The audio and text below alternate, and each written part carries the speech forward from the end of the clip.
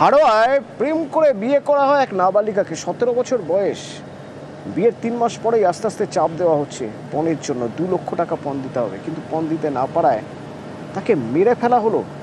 অভিযোগ তো এরকমই উঠছে। শুধু তাই নয়, মেরে ফেলে তাকে ঝুলিয়ে দেওয়া হলো। শ্বশুরবাড়ির 5 জনের বিরুদ্ধে থানায় অভিযোগ হয়েছে হাড়োয়ার ঘটনায়। 3 মাস আগে প্রেম করে বিয়ে 17 বছরের নাবালিকার। বিয়ের পরেই পণের জন্য চাপ, 2 লক্ষ টাকা দাবি করা হয়, না দেওয়ায় খুনের অভিযোগ।